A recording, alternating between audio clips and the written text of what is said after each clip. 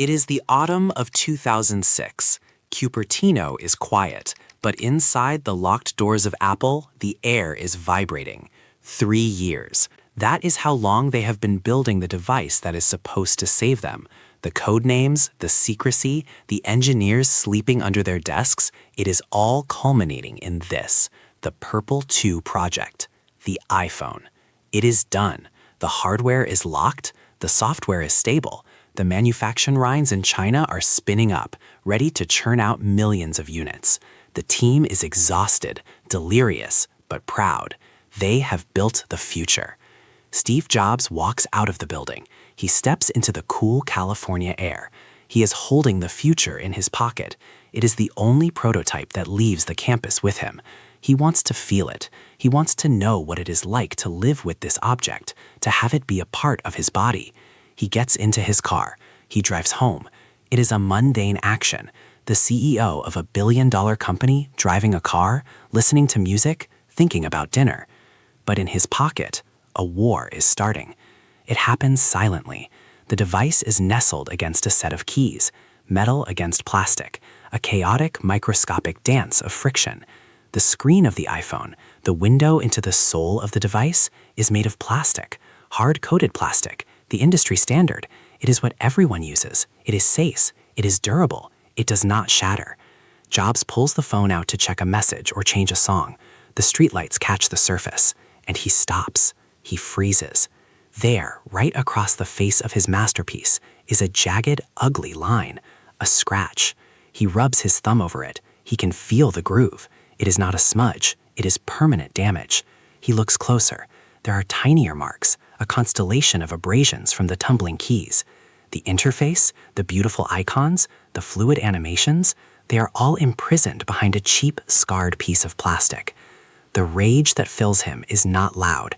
It is cold. It is absolute. The next morning, the mood in the Infinite Loop conference room is celebratory. The senior executives are gathered. They are discussing marketing, rollout, the final polish. The door opens. Steve walks in. He does not sit down. He throws the prototype onto the center of the table. It slides across the wood, spinning to a stop. "Look at it," he says. His voice is dangerously quiet. "Look at the screen." Someone picks it up. They see the scratches. They shrug, confused. "Steve, it's plastic. That happens. We can include a case." "No," Steve cuts them off. "People will carry this phone in their pocket. They will carry it with their keys. I won't sell a product that gets scratched." The room goes silent. The launch is weeks away. The supply chain is set. The plastic screens are already being made. "I want a glass screen," he says, "and I want it in 6 weeks." The engineers look at each other in horror. Glass? Glass breaks. Glass is heavy. No one puts glass on a phone. It is technically impossible. It is a suicide mission. But Steve Jobs is not looking at the engineering specs. He is looking at the scratch. And in that scratch, he sees the death of the iPhone before it is even born. He sees a future where his perfect device looks like a piece of junk after a week of use. He will not allow it. The celebration is over. The crisis has begun. The clock is ticking. Every second that passes is a second closer to a public humiliation.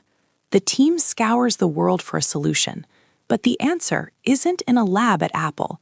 It is in a dormant file in upstate New York. Steve Jobs picks up the phone. He calls Wendell Weeks, the CEO of Corning. Corning is an old company, a glass company. They make cookware and fiber optics. They do not make smartphone screens because smartphone screens do not exist yet. Jobs is charming at first. He explains the vision. He explains the device. He tells Weeks he needs a cover glass that is incredibly thin, optically clear, and stronger than anything on the market. Weeks hesitates. He tells Jobs about a project from the 1960s called ChemCore. It was a chemically strengthened glass, dipped in a hot bath of potassium salt. The smaller sodium ions left the glass, and the larger potassium ions stuffed themselves into the gaps, creating a surface of immense compression. It was brilliant science. It was virtually unbreakable, and it was a total commercial failure. No one bought it. Corning shut the project down decades ago. It was a museum piece. "That's it," Jobs says. "I want that. We'll call it Gorilla Glass." Weeks laughs nervously. "Steve," he says, "we don't make that glass. We don't have the factories for it. We have never mass-produced it. I can't give you millions of units in 6 weeks. It is impossible. This is the moment. This is where a normal CEO backs down.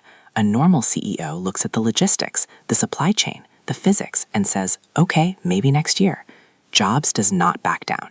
He stares at the phone receiver. He engages the reality distortion field. Don't be afraid, Jobs says softly. You can do it. Get your mind around it. You can do it. It is a Jedi mind trick. It is a refusal to accept the constraints of reality.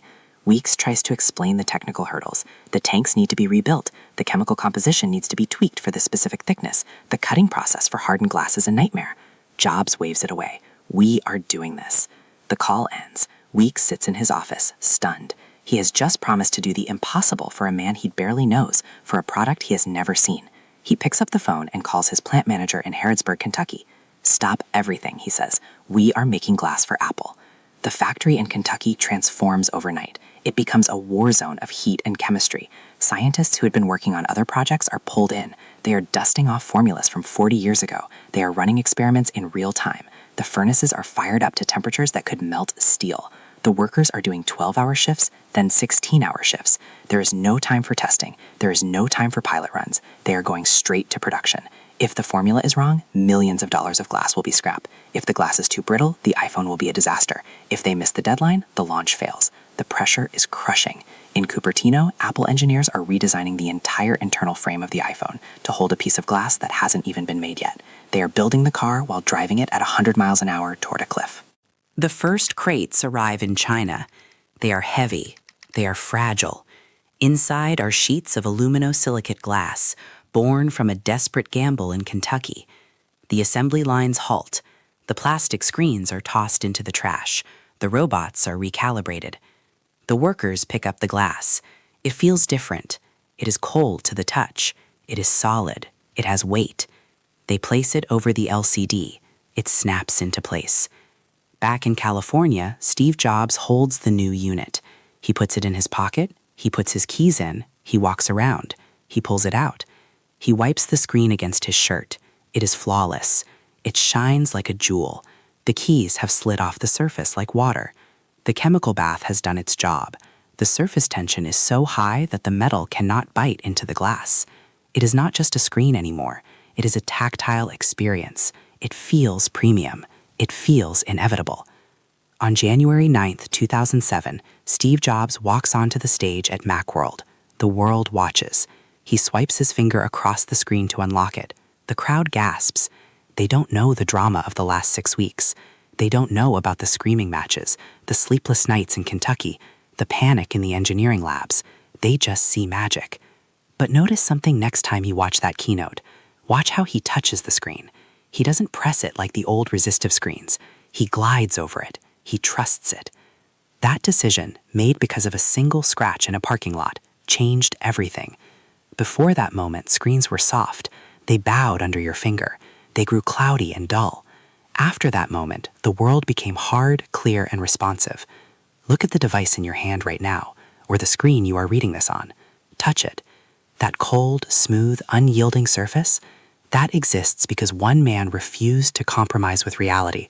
He demanded that the world reshape itself to fit his vision of perfection. The plastic era died that day. The glass age began. And it all started because Steve Jobs hated the idea that his creation could be marred by something as mundane as a set of car keys. It forces us to ask, how many imperfections do we accept in our own work just because that's how it's done? And what would happen if, just once, we refuse to settle?